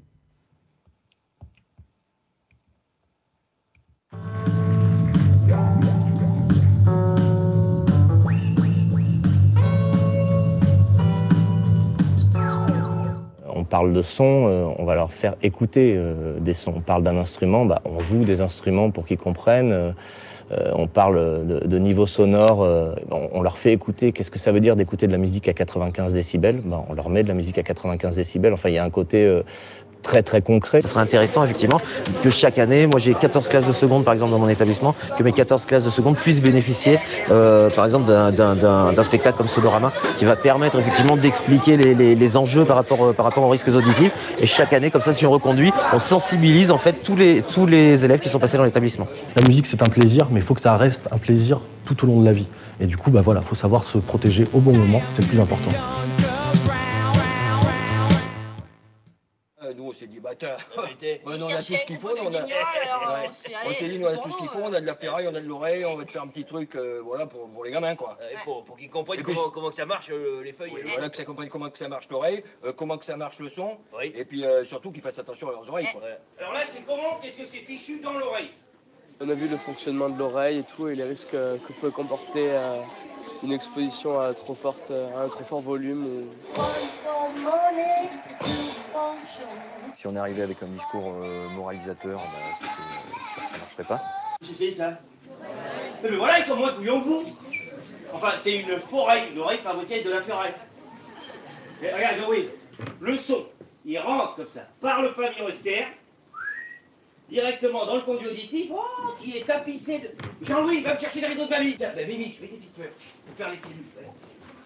Voilà les petites cellules ciliées qu'on représente par les fleurs de Vichy. Et ces petites cellules, elles vont être excitées. Vas-y, Jean-Louis. Et là, un flux nerveux au cerveau.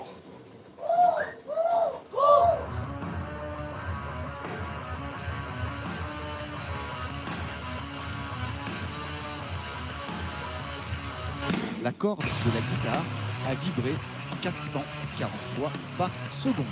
Si on fait du je le mets sur l'appareil, je le lance, le diamant dans les sillons et c'est parti. À chaque volume sonore correspond une durée maximum d'écoute. Des styles musicaux qui sont un peu en marge, qui sont écoutés par moins de gens.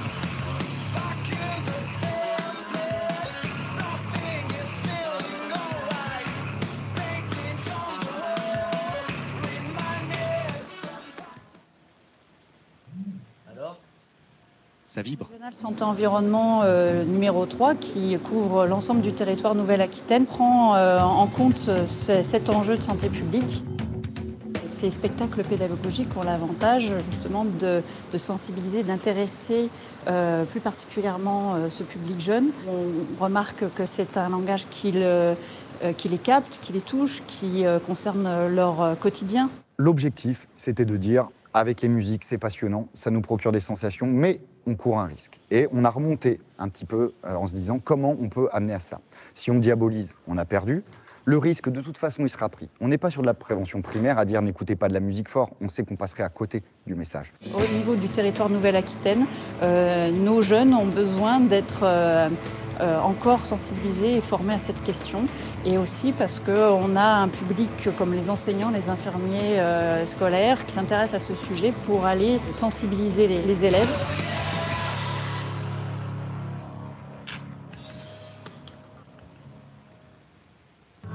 Parfait, en effet, très intéressant, Jérémy Galliot. Est-ce que justement le fait, il y a beaucoup de questions qui vous sont posées, on donnera la parole à Sabine Autreux. Est-ce que le fait que ce soit justement des musiciens, des professionnels qui transmettent le message, finalement là aussi ça passe mieux parce qu'ils sont eux-mêmes concernés et que c'est le public et que c'est les artistes que l'on va voir? Alors, je pense que vous avez répondu à la question en la posant. Bien évidemment, la légitimité de celui qui porte le message de prévention ou de réduction des risques, elle est fondamentale. Nous, on a toujours cru à l'autosupport. L'autosupport, c'est quelqu'un qui est capable de prendre le risque, qui a déjà pris le risque, qui a vécu ce risque et qui l'explique à d'autres. Ça existe dans plein de domaines de prévention, santé, l'autosupport. Nous, on l'applique et effectivement, si c'était... Moi, quand j'interviens dans les classes, on a quand même une oreille attentive, on est organisateur de concerts, on garde un petit peu de légitimité. Mais malgré tout, je vois que ça marche moins, que le message rentre moins que quand j'ai un artiste qui intervient. Alors oui, après, évidemment, on pourrait se dire, l'humain, finalement, c'est vrai que d'un autre côté, si on multipliait, qu'on devait former tous les élèves, tous les jeunes d'un niveau scolaire, ça coûte un peu cher parce qu'il y a certains coûts. Moi, je trouve en plus qu'on est assez raisonné, qu'on a toujours essayé d'aller chercher de l'argent ailleurs qu'à l'ARS, puisqu'on a une pluralité de messages. On parle de science, eh bien, on travaille aussi avec le monde des cultures scientifiques et ça nous semble normal. On parle de musique, eh bien, on va aussi travailler avec le ministère des Affaires culturelles et c'est normal. Donc voilà, on arrive quand même aujourd'hui à avoir une modalité d'intervention qui est pertinente, qui a l'oreille des jeunes et vous l'avez dit, la légitimité de les faire sortir de la classe, de les faire pousser les portes d'une salle de spectacle pour pouvoir prendre la parole avec des artistes sur scène, ça fonctionne. La preuve, aujourd'hui, à l'université, quand ils passent devant notre exposition, qu'on commence à discuter, ils sont à nous dire « Ah mais oui, mais moi je me rappelle au collège, j'ai vu un spectacle pédagogique, etc. Ah, oui. Bon. Donc je pense qu'on touche quelque chose qui fonctionne, donc je réponds par la positive à votre question. Et d'autres questions, il y en a pas mal pour vous, Jérémy Galliot. Allez-y Sabine, c'est vous qui avez la main. Oui, alors, une question sur les conditions d'intervention auprès des acteurs locaux. Comment on peut vous contacter? Je pense que vous avez réussi à susciter l'intérêt des participants. Oui. Donc voilà, et puis une question plus sur quelles sont les structures finalement qui vous sollicitent généralement? Est-ce que c'est plutôt des directeurs d'école, des associations d'étudiants, des organisateurs d'événements? Alors, je vous transmettrai dans le fil de la conversation mon email, ce sera le plus simple aussi pour tous ceux qui voudront aller plus loin avec nous. Qui nous contactent habituellement en typologie d'acteurs, nous, c'est principalement le milieu scolaire. Alors, nous contactent, à un moment donné, on sait, enfin vous savez tous, parce que je sais que parmi vous, il y a beaucoup de gens qui font des interventions justement de médiation, qui vont discuter. On sait que mobiliser les scolaires, c'est pas non plus dire, regardez, on a un super projet et puis ils viennent tout seuls. Hein. Nous, ça veut dire un vrai partenariat main dans la main avec l'inspection académique pour que cette information soit envoyée à tous les établissements, à tous les enseignants. Le fait est aussi qu'on est signataire d'une convention avec l'inspection académique, hein, en tout cas nous pour Limoges, qui permet d'être entre guillemets et d'apporter cette crédibilité auprès de chefs d'établissement qui se poseraient des questions eux également. Donc voilà, c'est quand même un travail de longue haleine d'arriver à communiquer et à travailler. Sinon, on a également des demandes de temps en temps de salles de spectacle. Ça peut arriver sur certains des spectacles. Eux savent qu'ils peuvent mobiliser un certain nombre de publics et vont dire cette thématique m'intéresse. On peut avoir des fois hors temps scolaire un centre social qui nous appelle, etc. Mais la majorité du temps, on est sur des établissements scolaires pour répondre à votre question qui nous sollicitent. Bien souvent des collèges et des lycées ou plutôt des enseignants. Au début, notre première carte d'entrée, on a pensé naïvement que le CESC, contrat santé-citoyenneté dans les établissements, pouvait être une très bonne porte d'entrée par l'intermédiaire de l'infirmière. C'est vrai, mais je suppose peut-être que d'autres d'entre vous utilisent cette carte pour aller jouer dans les établissements ou en tout cas interrogent l'infirmière qui a plein de thématiques à couvrir. Donc de temps en temps, on a réussi à avoir des meilleures portes d'entrée et notamment, je parlais des sciences tout à l'heure, ça a été une très bonne porte d'entrée pour nous sur les établissements parce que le prof de maths ou le prof de physique, il n'a pas beaucoup de sorties un peu sexy à réaliser avec ses élèves. Beaucoup moins que le prof de musique, que le prof de littérature qui peut emmener au théâtre ou que l'infirmière qui déjà peut avoir plein de sollicitations sur des thèmes de prévention. Donc nous, on a réussi par des voies détournées comme ça à rendre voilà, ce spectacle attrayant. Aujourd'hui, on n'a pas de difficulté à remplir les séances des spectacles pédagogiques. Il n'y a pas de souci. Voilà. Il y a d'autres questions, Jérémy. Il y a d'autres questions. Vous les posez. Oui, tout à fait. Il y a une question aussi sur quelles sont les structures où sont accueillies les expositions phonographes MP3 que vous nous avez présentées.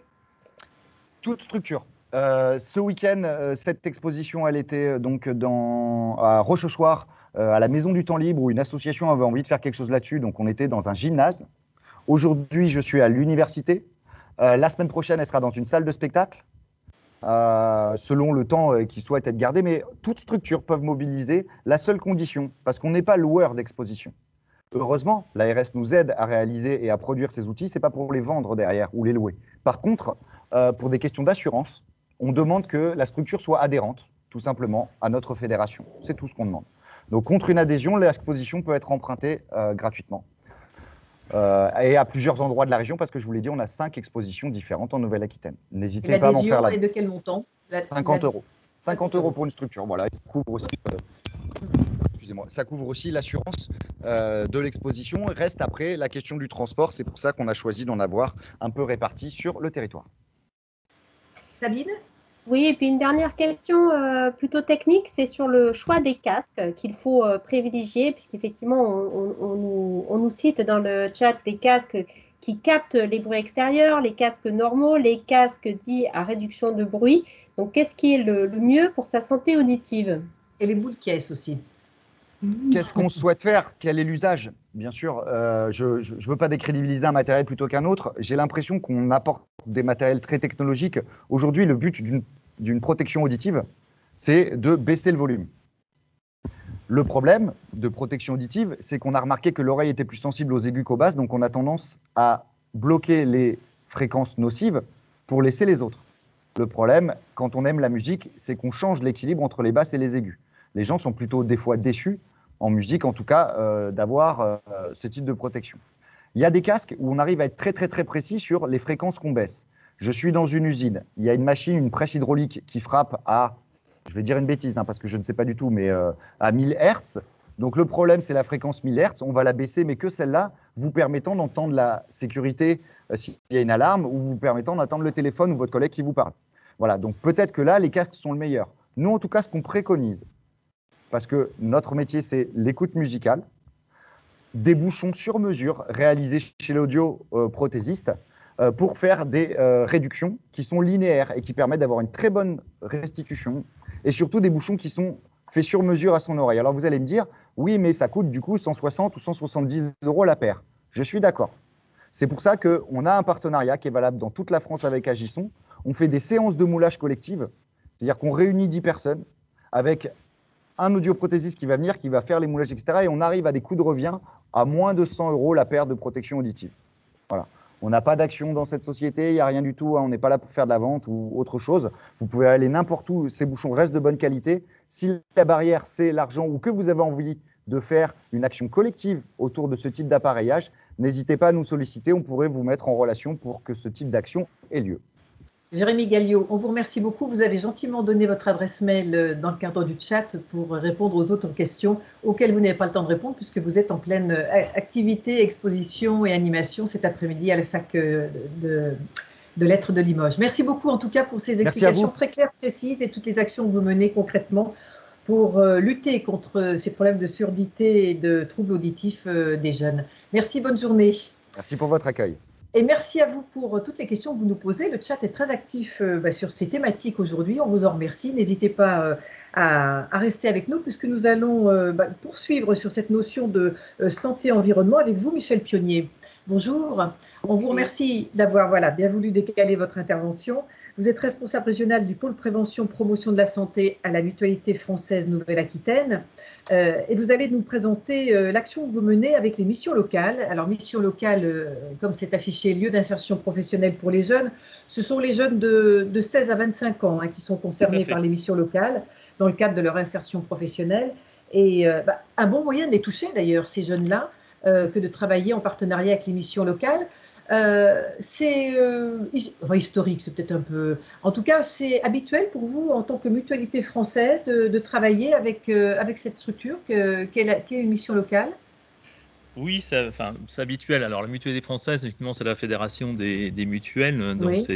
c'est cette famille des complémentaires santé qui font partie de l'économie sociale et solidaire à but non lucratif. Et pour nous, la prévention est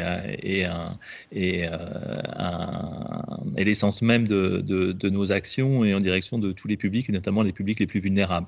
Donc, depuis très longtemps, on mène des actions sur différents publics et les missions locales. Et on avait travaillé historiquement avec l'association régionale des missions locales, qui est de nouveaux partenaires et que je salue ici, sur notamment l'accès aux droits à la santé et l'accès aux soins des jeunes qui étaient suivis par les missions locales. Donc oui, je dirais c'est un partenariat historique sur la structure. Et puis la santé environnementale est un grand enjeu qui est porté par le mouvement mutualiste en France.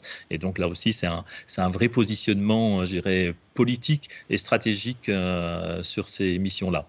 Et puis, comme le disait Sarah Simonet et l'ARS, pour nous, la jeunesse, elle est multiple, elle est plurielle, et toutes les typologie, je dirais, de lieux d'accueil ou lieux où on peut retrouver des jeunes, que ce soit des lycées professionnels, des maisons familiales et rurales, on l'a vu. Et les missions locales, c'est aussi une autre partie des lieux où sont aujourd'hui les jeunes néo-aquitains. Et c'est un bon moyen pour lutter contre les inégalités sociales de santé. Inégalités, tout à fait. Ça fait partie de la lutte.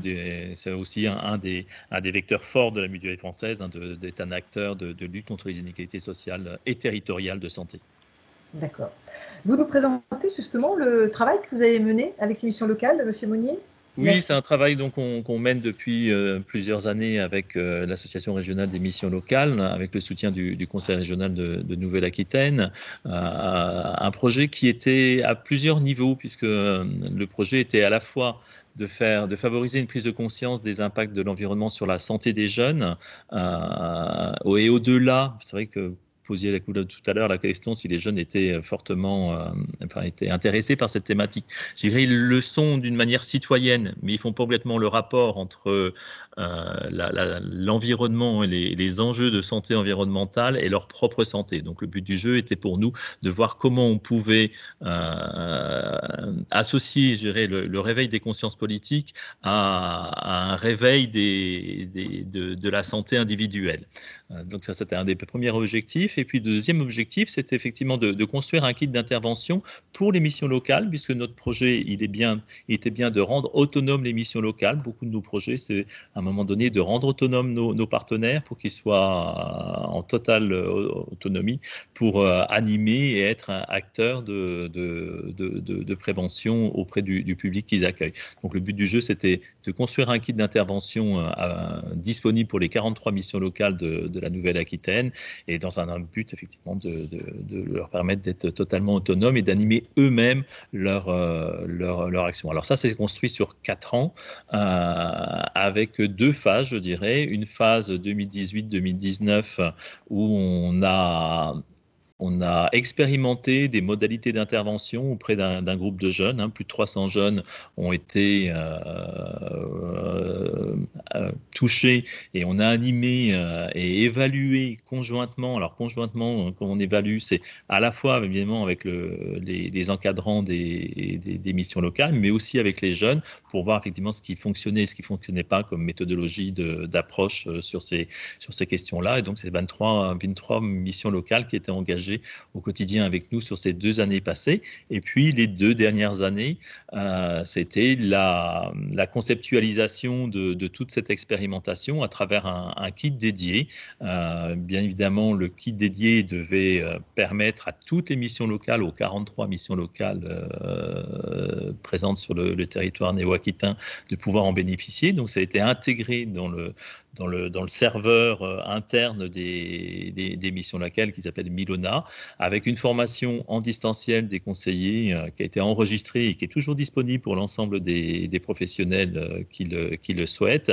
Et puis, on va le voir, des formations à l'animation des outils qui ont été créés et pour permettre aux conseillers missions locales d'être encore plus à l'aise. On a été dans une phase de transfert de compétences et de co-animation où là, nous, on était plutôt en back-office et les missions locales étaient autonomes dans cette action-là. Alors concrètement, effectivement, la formation, je vous disais, elle s'est réalisée en 3 temps. Il y a eu une formation, je dirais, un petit peu descendante parce qu'on parle quand même d'apport théorique et la santé environnementale et il faut donner des éléments et M. Bozami l'a bien dit, des éléments concrets et qu'on peut scientifiquement valider, etc. Donc il y a eu un premier temps d'apport théorique auprès des conseillers à la thématique en santé environnementale. Thématique large, puisqu'on se focalisait certes sur la qualité de l'air intérieur, sur les sources de pollution, mais aussi sur d'autres actions, les ondes magnétiques, le radon, qui est une problématique de santé publique, effectivement, en Nouvelle-Aquitaine, dans certains départements, les comportements sur les effets, etc., les voies d'entrée dans l'organisme, on en a parlé tout à l'heure. Donc, réellement, on a brossé d'une manière scientifique pour permettre aux conseillers de s'approprier ces apports théoriques. Et puis, surtout, on sait très bien que ça ne suffit pas. Donc, du coup, il fallait former ces professionnels à l'utilisation des outils qu'on avait expérimentés. Donc, il y a eu des temps d'appropriation des outils en tête-à-tête avec les conseillers pédagogiques. Et le 3e temps, c'était mettre sur le terrain ces animateurs qui puissent eux-mêmes animer des séquences autour de ce kit pédagogique qu'on a porté. Ce qui est intéressant de voir, c'est que parmi les gens qui ont participé, donc parmi les conseillers missions locales qui ont participé, la moitié viennent des référents santé. Pour rappel, beaucoup de missions locales se sont dotées d'un référent santé et d'un centre de santé donc qui est un vrai acteur, mais pas un vrai acteur de santé sur les territoires en direction des jeunes suivis, mais pas que, puisqu'il y a eu également des conseillers en insertion qui ont suivi cette action-là. Voilà. Ce qui était intéressant à l'issue, pour ça qu'on a fait aussi ce temps de co-animation, c'est qu'ils se sentaient quasiment à l'aise sur la présentation de la thématique, c'est-à-dire qu'ils ont l'apport pédagogique, l'apport théorique était acquis. L'animation était un peu plus difficile. Hein, vous voyez, dans le diagramme, le bleu était un peu plus. Donc, il y avait un vrai besoin d'être accompagné sur l'animation et la co-animation de ce temps-là. Et bien évidemment, la formation a pour beaucoup été utile, voire très utile. Après, il faut toujours relativiser, puisque, je le disais, hein, la santé environnementale, c'est un vrai enjeu citoyen, et c'était dit tout au long de ce début d'après-midi. Certaines missions locales, et certains plutôt conseillers, étaient déjà très formés à la santé environnementale à titre personnel. Et le but du jeu, donc il a un peu moins appris de choses, mais le but du jeu était aussi de faire de l'échange de la pratique entre les animateurs et les conseillers missions locales. Donc voilà, donc du coup, on a réellement renforcé, et notamment parce que la crise sanitaire a empêché certains regroupements, parce qu'initialement, il y avait 4 regroupements prévus sur la co-animation, mais comme on a vu que c'était quand même là où les conseillers missions locales avaient le plus besoin d'être accompagnés, on a augmenté effectivement ce temps-là, et on a fait plus de temps qu'initialement prévu sur la co-animation avec les acteurs des missions locales. Donc le kit pédagogique, concrètement, c'est peut-être ça qui va vous intéresser peut-être le plus. Le kit pédagogique, c'est à la fois un livret d'animateurs où on redonne tous les éléments pour permettre aux conseillers missions locales d'être autonome sur cette question-là, avec un panel d'outils qui se déroule sur quatre grands thèmes. Faire connaissance, donc permettre aux jeunes de s'exprimer sur leur représentation, leurs attentes sur la santé environnementale en particulier, et puis un apport de connaissances qu'on appelle remue-ménage, c'est-à-dire mettre les jeunes en situation à partir d'une photo ou d'une situation pour voir comment ils perçoivent la situation et comment ils peuvent être acteurs de leur propre stratégie en santé environnementale et comment ils peuvent partager cela entre eux. Bien évidemment, c'est toujours en collectif que les choses se passent, avec également en photo-expression. Ça, tout le monde connaît un petit peu les choses. Et on a aussi une liste de produits ménagers, toujours dans l'objet que les jeunes arrivent à se projeter, c'est-à-dire qu'ils doivent cocher quels sont les produits ménagers qu'ils ont chez eux, voire revenir avec leurs propres produits ménagers pour identifier et être acteur toujours dans cette action-là. Puis après, il faut aller plus loin, évidemment. Donc, au regard de cette liste, on va commencer à lire les étiquettes, à voir les produits qui sont chez eux, voir les modes d'emploi, parce que, comme vous le disiez, les modes d'emploi de beaucoup de produits, on est parfois surpris qu'il faut aérer voire pas utiliser certains produits. Donc, c'est toujours intéressant concrètement de voir ce qui est écrit dans les modes d'emploi.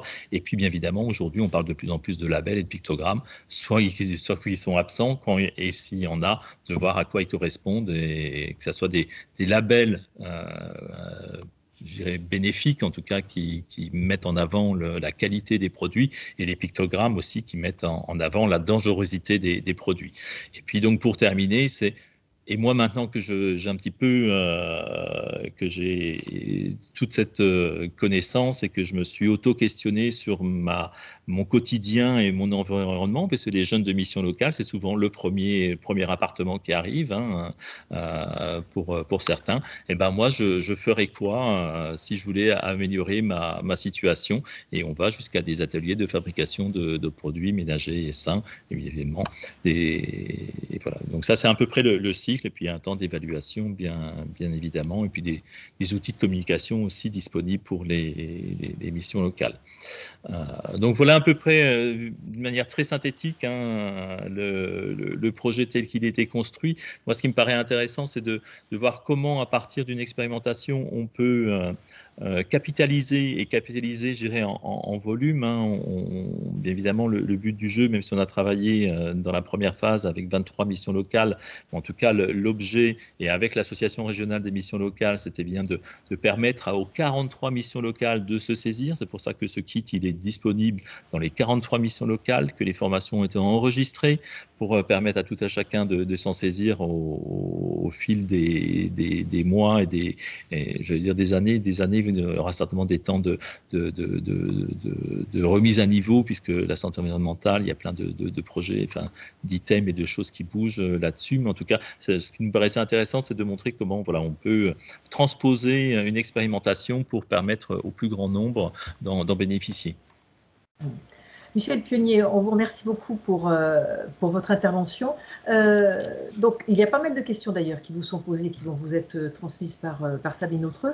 Lorsque je vous entends et qu'en effet, on a entendu les précédents intervenants, Maxime Bonamy, Jérémy Galliot, on se dit, est-ce qu'il ne serait pas intéressant aussi que toutes ces personnes se retrouvent aussi, travaillent ensemble, collaborent, se transmettent des informations, ou en tant que mutualité française, sur le son avec M. Galliot, santé environnement avec M. Bonamy, il y aurait des passerelles à trouver, je sais pas. Oui, il y a des passerelles, mais il y a déjà des passerelles qui existent. Il y a de nombreux acteurs sur la santé environnementale, que ce soit au niveau de la qualité de l'air intérieur ou des perturbateurs endocriniens. On porte d'autres actions en direction d'autres publics sur ces thématiques-là. Et c'est vrai que l'ARS a parfois aussi cette mission de coordonner les acteurs. Et il y a des temps, et des temps comme aujourd'hui en fait partie. Pour moi, effectivement, il y a des choses à renforcer le maillage et les connaissances des uns et des autres. Alors Sabine, pas mal de questions pour Michel Pionnier, me semble-t-il. Oui, tout à fait. Donc des questions sur comment effectivement la mutualité française peut être sollicitée, qui est à l'origine de vos interventions dans les départements, et puis une autre question sur où trouver la liste des missions locales qui ont été formées. Vous avez noté toutes ces questions? C'est bon? Non, j'ai essayé d'y répondre, mais je pense que je vais en oublier. Donc, Sabine, n'hésitez pas à me rappeler. Nous, on est passé par l'Association régionale des missions locales. Donc, c'est réellement l'ARML, avec Candice Vallier, que je remercie ici, qui est le pivot entre les 43 missions locales et nous. Donc, c'est réellement l'ARML qui a cette mission de faire le lien avec les missions locales, d'identifier celles qui sont partantes pour travailler qui ont été partantes pour travailler sur ce sujet-là, et de veiller aussi, même c'est pour ça que je répète, même de veiller, s'il n'y a que 23 missions locales qui étaient initialement sur la phase 1, de veiller que la phase de dissémination des outils et de la formation était ouverte à tout achat aux 43, et que les 43 missions locales ont bien eu à la fois physiquement un kit pédagogique, puisqu'on a imprimé un kit qu'on a rendu physiquement dans les 43 missions locales, mais que c'était bien sur la base Milona et disponible pour tout à chacun. Donc ça, c'est la première question. Mais j'en ai oublié, Sabine, j'imagine. Sabine, vous êtes toujours là? Oui, tout à fait. Donc, il y a une dernière question pour Monsieur Pionnier. C'est il faut lui rappeler les deux autres parce qu'il les a oubliés. Hein. Ah, excusez-moi.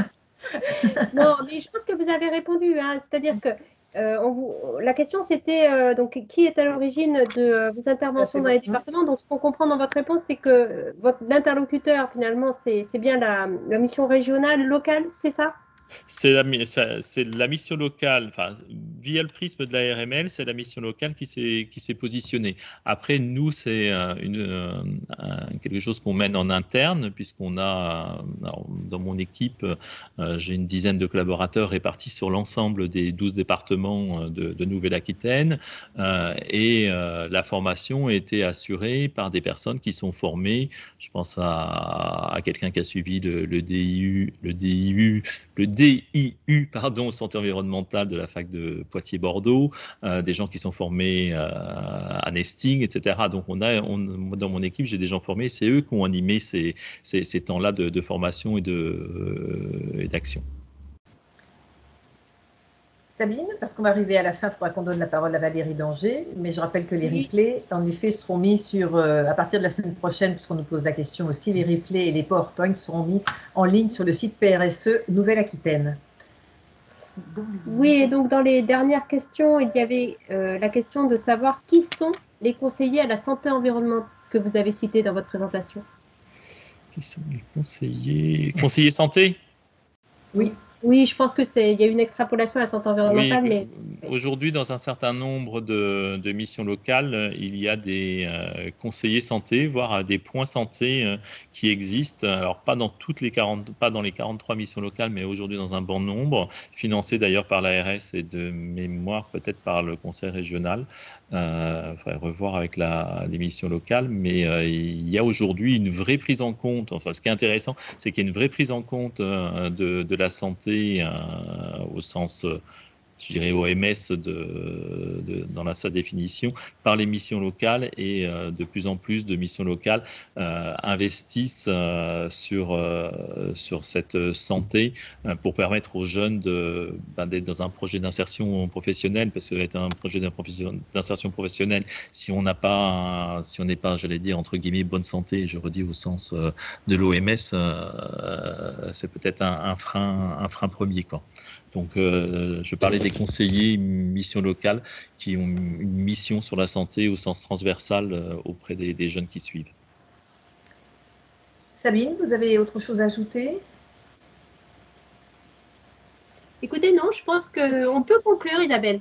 Ok, alors on conclut avec vous, Valérie Danger. Je rappelle que vous êtes chargée de mission au pôle prévention promotion de la santé à l'ARS Nouvelle-Aquitaine, et peut-être ouvrir une petite fenêtre sur le PNSE 4. On va continuer à parler du bruit, à parler des actions menées dans le cadre de ce nouveau PNSE.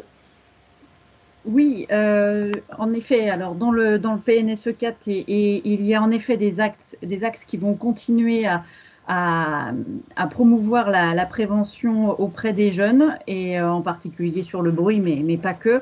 Je voulais juste rappeler que les jeunes restent un public prioritaire, en particulier par rapport à l'exposition aux perturbateurs endocriniens.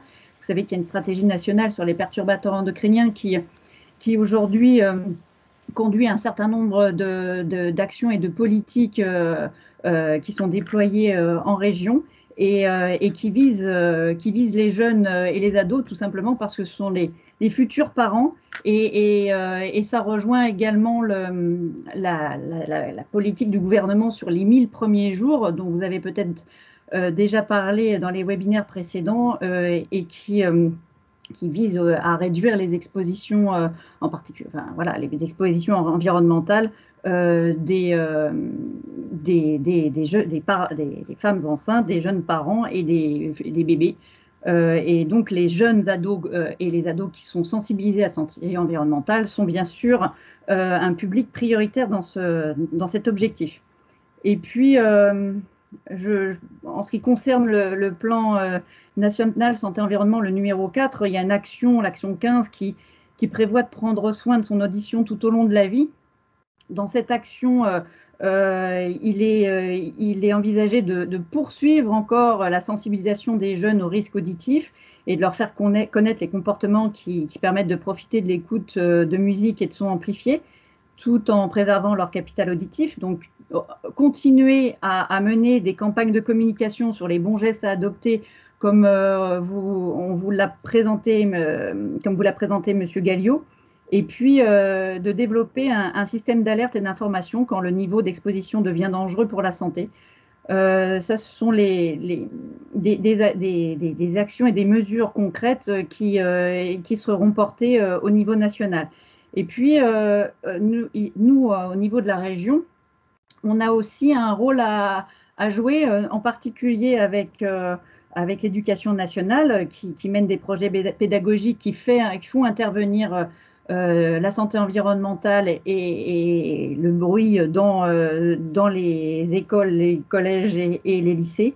Donc on a une convention avec l'éducation nationale qui nous permettra de continuer à nous mobiliser sur ces sujets, et également dans le cadre du service national universel, le SNU. Donc là, il y a une action dans le PNSE 4 qui est la numéro 7 qui vise donc les jeunes dans ce cadre national universel, qui prévoit des programmes de prévention et de promotion de la santé tout au long de ce service. Voilà, donc il y a encore beaucoup de choses à mener. C'est un peu sans fin, la prévention. Et puis, il y a des sujets émergents comme les écrans qui commencent à prendre de plus en plus de place dans la vie quotidienne des jeunes et je dirais même des très jeunes. Donc là, pour les jeunes actuels, c'est pas trop tard, mais en fait, on s'aperçoit qu'il faut sur ce sujet-là travailler sur des jeunes très très très jeunes. Et puis aussi peut-être sur les parents pour leur faire prendre conscience et les informer que mettre un enfant devant un écran, un enfant de moins de 3 ans, c'est vraiment une erreur importante. On vous remercie tous, mesdames et messieurs les intervenants, et puis on remercie également nos auditeurs et on vous donne rendez-vous pour ceux qui le souhaitent demain, même adresse, même heure, c'est-à-dire 13h30. Et là, nous terminerons cette semaine consacrée au PRSE avec une thématique consacrée à la consommation de l'eau et d'aliments sains et durables, bien évidemment toujours dans le cadre de la santé et l'environnement. Merci à tous, on vous souhaite une bonne fin d'après-midi et puis à demain. Au revoir.